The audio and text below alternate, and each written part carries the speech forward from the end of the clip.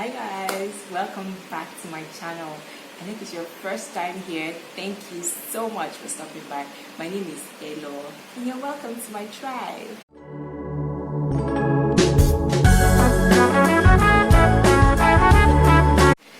Today's video is going to be a bit of chit chat story time. I want to share my pregnancy and delivery story with you guys.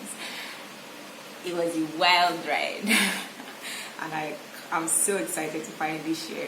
But before we get into the video, if you haven't subscribed, please hit the subscribe button now, and do not forget to like my videos, to comment, share, help my channel grow.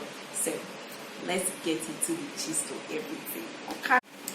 So if you're new here, let me just mention that I'm married and I have a child. My son is a year, 7 months. Yeah, he's about 19 months old now. And I remember when I found out I was expecting, I was scared shitless. Because, to be honest, local woman wasn't ready for a baby. But I was like, okay, oh well, it's time. And so you know how you see cute babies on Instagram and you go, oh my god, please. I was partly excited because I was finally going to have a child of my own. I mean, I love babies. Anybody that knows me will tell you for free that I'm obsessed with babies. Even now that I have a child, when I see a baby, I'm all mushy inside. I guess I'm just a big baby. So I was excited about that. But sister, nobody prepared me for the symptoms and all that. The crazy part was, before I found out I was pregnant, by the time I found out I was like 6 weeks gone, there were absolutely no symptoms, nothing. But the minute I took a pregnancy test and I confirmed that I was pregnant, it was like my brain just sent a signal to my body that now it's time, let's deal with her. God damn it. The first 3 months were hell. Like, I literally couldn't keep anything down. I couldn't even drink water. If I drank water, I would swallow. There was nothing. I couldn't eat anything.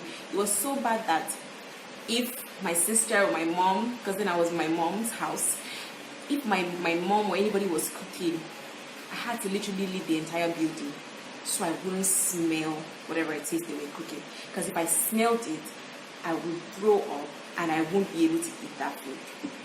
So whenever they wanted to make meals in the house, they would tell me, yeah, madam, take a stroll or something. I'll take a stroll and go out. Like, the first 3 months were hell. Let's not even go there. The first 3 months, if it's possible to just take out the first 3 months from my pregnancy cycle, or I'll just take it out. Moving on to my second trimester. Once I survived the first trimester, I say survived because it was survival of the fittest. You had no idea. You see all these collabones that even look a bit filled up. They were huddled because your girl couldn't eat nothing. I was drinking tea, I was drinking juice, liquids basically. That was what I survived on for the first trimester. Second trimester, I could eat. The nausea, everything disappeared. I was okay, but I had weird ass cravings. I woke up one morning and I told my mom, I said, Mommy, I'm craving goody goody. My mom looked at me and was like, goody goody. If you're not Nigerian, my Nigerian sisters and brothers will know what goody goody is. Goody goody is the candy that we used to have like way back when we were kids. I think it's the caramel candy, very flat, really delicious. They stopped making goody goody for maybe 10 years now. I have no idea. So imagine me waking up in the morning and telling my mom that I was craving goody goody.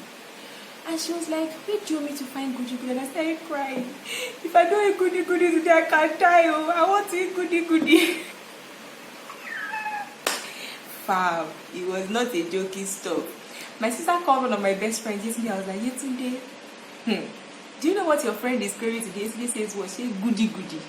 Yesterday said, please keep the photo. And that one says, hello, you are craving goody goody. I said, yes, I want to eat goody goody. She says, where do you want to get goody goody? I said, I don't know. But if I don't eat goody goody today, I can just die. I can die. Long story short, I didn't get no goody goody. But the craving was strong. I literally was just sulking they offered to give me different things. I said no, I just wanted goody. I didn't want anything else. I said that was not bad enough. The next day, I woke up and I said, I want kilishi. Kilishi is like candied meat. They make it in the northern part of Nigeria, Abuja. So it's not like something that is really handy. There are some people that make them now locally, Lagos and other states, but it's not really like, for me, it's not really like the ones that they bring from the north. So I woke up this morning craving a particular type of kilishi that can only be found in Abuja. It's made from ram meat. So I woke up and I was like, Mommy, I want kilishi. And she goes, okay, kilishi is not even hard. I said, no, wait, I want ram kilishi, the type that Bolaji bought when he went to Abuja. Bolaji is my husband, by the way. That I was craving the particular type of kilishi that my husband got from a trip to Abuja, like months back. And my mommy just looked at me. I was like, okay, it's done. Like, she's tired. It's finished. Where do you want her to find out? So are you trying to tell her she should go to Abuja? And guys, my cravings were so weird that within an hour, I could totally stop craving whatever it is that I wanted earlier on.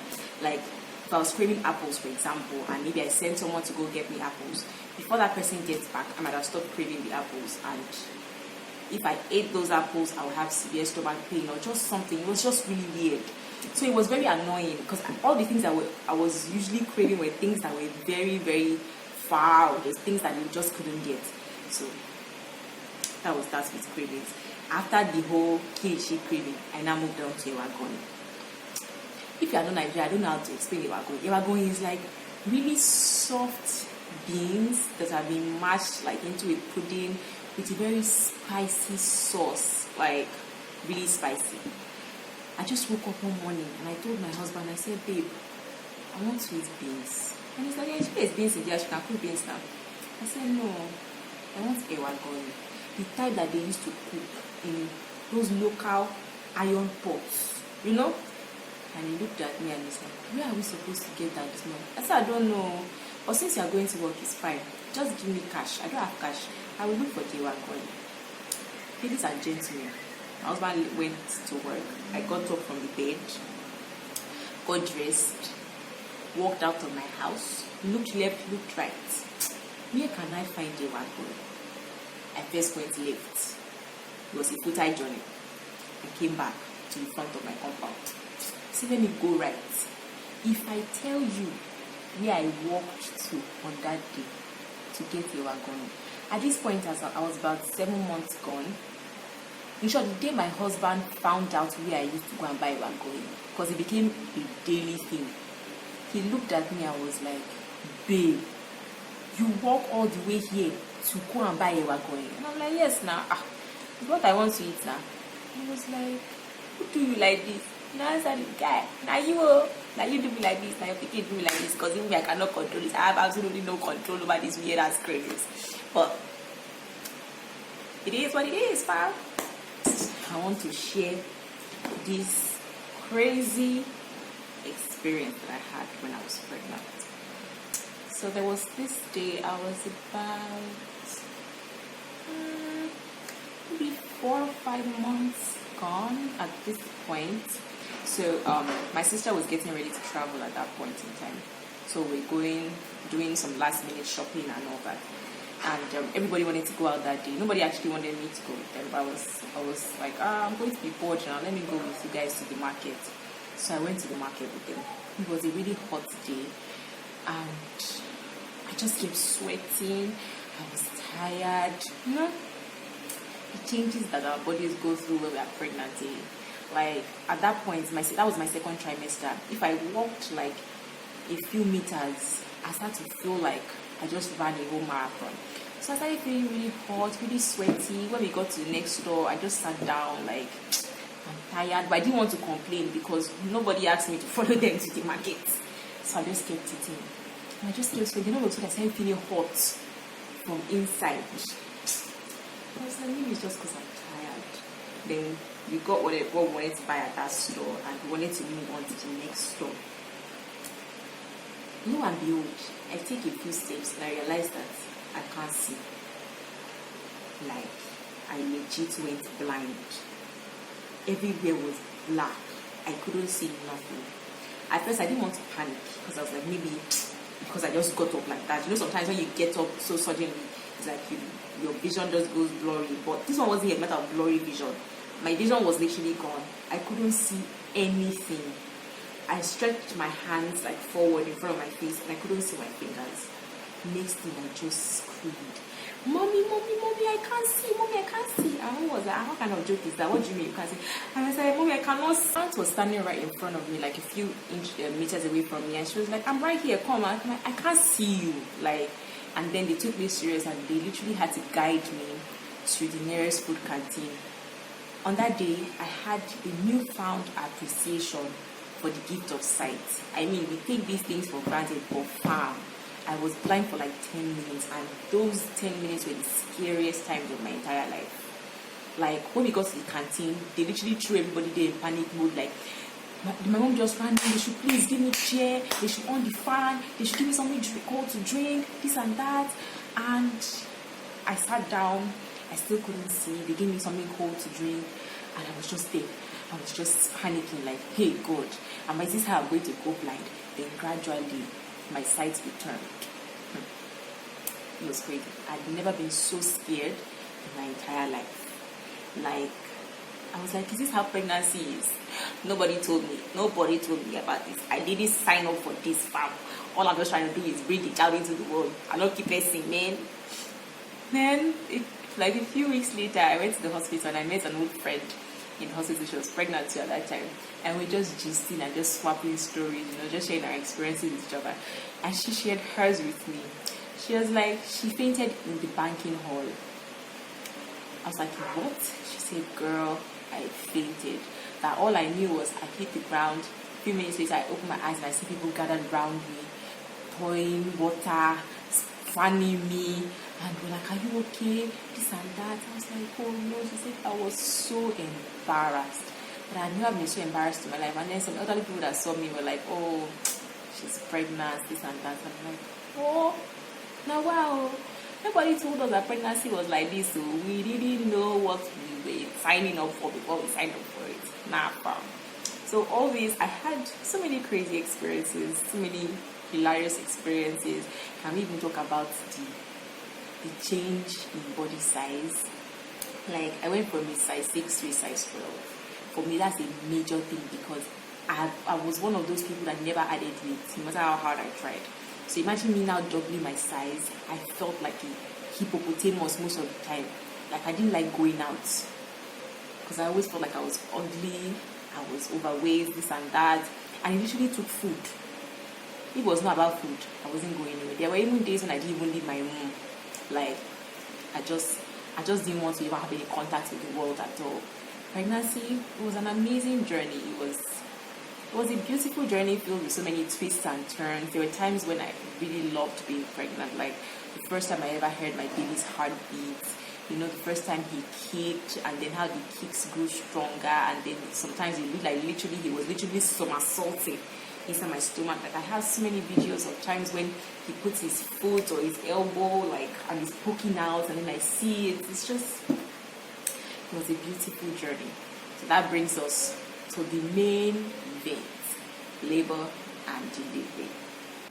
Fam, labor and delivery is no joke. I mean, it is not child's play.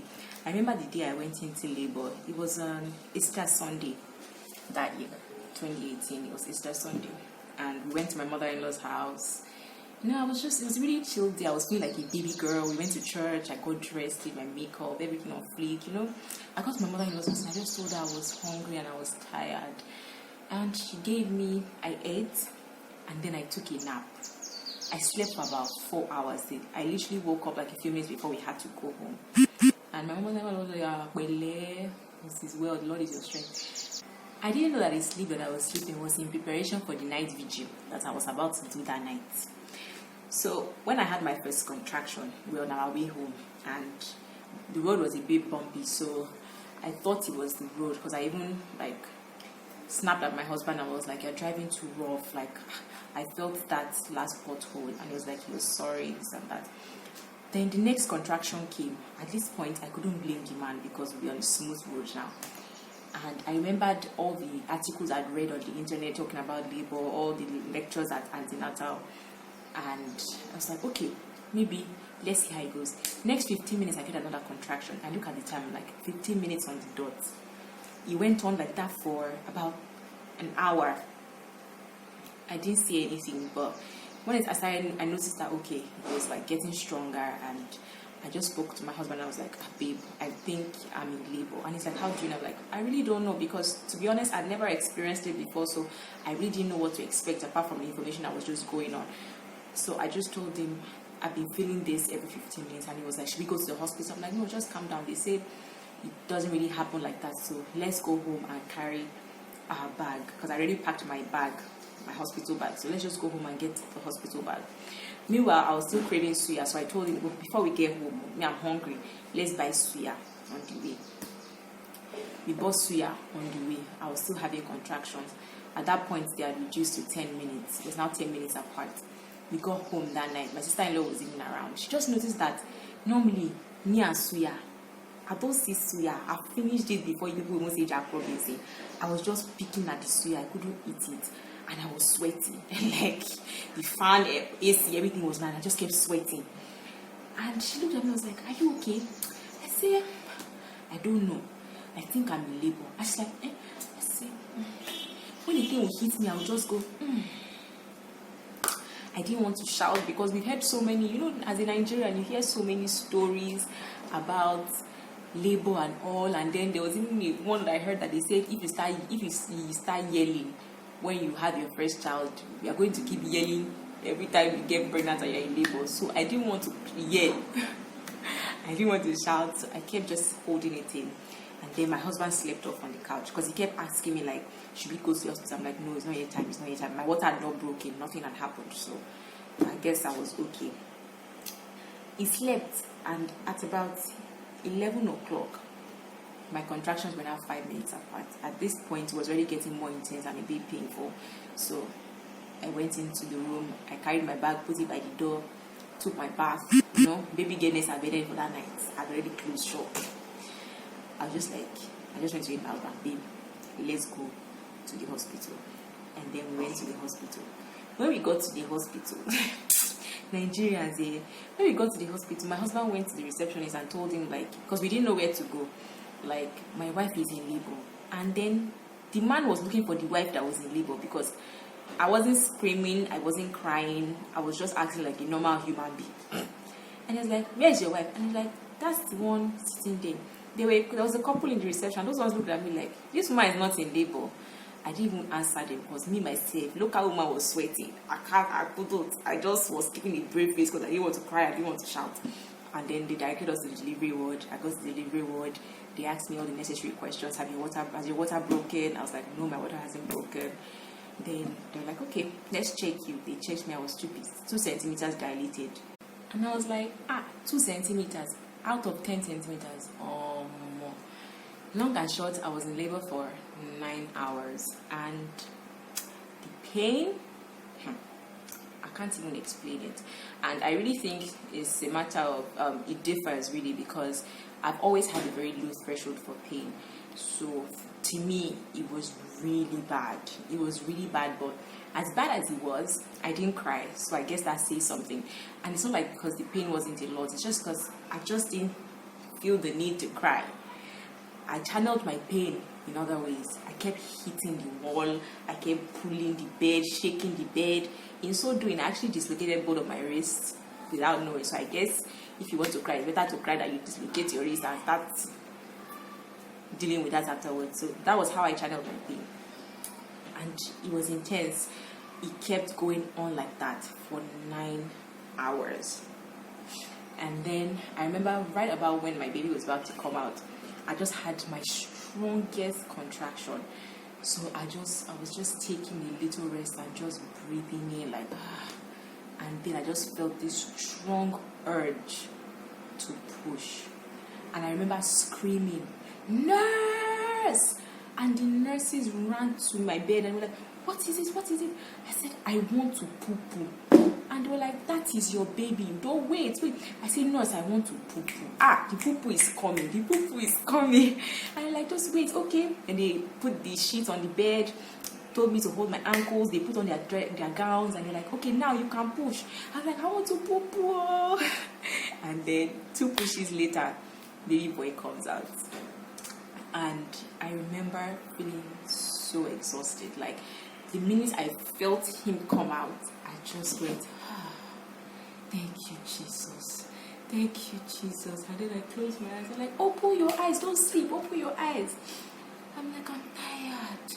Wake up, wake up. Look at your baby. Can you see your baby? And I heard him cry. And they're like, can you see your baby? I opened one eye. I was like, yes, I can see him. And they open your eyes. Is he a boy or a girl? I open my second eye. I say, he's a boy. Thank you, Jesus. And like, congratulations, congratulations. And then I was just resting, and then I see the doctor come and sit in front of me, and I'm like, hey, God, what do you want from me again? I'm like, you need to stitch you up. You had a tear. I'm like, I what?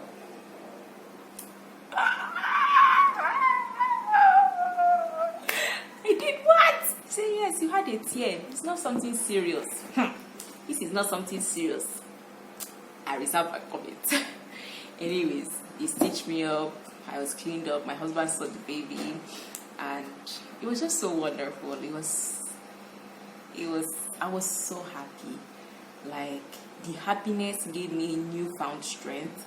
I was running on adrenaline throughout that day. I had my baby at about 5 a.m. in the morning, and I didn't sleep a wink afterwards till like 10 p.m. that night, and they literally had to force me to go to sleep. I was just so excited. I was so happy that I finally got to meet this little human that had been living in me for so long. Like, it was a wonderful experience. So, will I do it again? Yes, because I'm a goat. I will do it all over again. If it means I get to have a cute little munchkin, another one. So, I will do it again.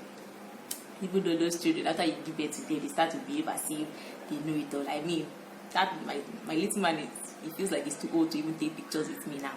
See the life after everything I went through. Well, that's about my labor and delivery story. Motherhood so far has been the hardest job, but so rewarding. It's something I pray that every woman out there experiences, those that want to have kids anyways, because I know not everybody wants to have kids, but if you really want to have kids, I really pray that you experience it. It's the most beautiful thing ever. I mean, now I have more respect for my mom, I have more respect for my mother-in-law, I have more respect for my sisters, just mothers around me in general, because women are strong. The things that we go through, the changes our body goes through, the stress, and we come out looking like it's nothing. Should we salute to women? So guys, that brings us to the end of this video. If you'd like me to share my post delivery story with you guys, because that one on its own is long thing, let me know in the comment section. I hope you enjoyed this video. I hope you learned a thing or two, and I'll see you guys in my next video. Bye.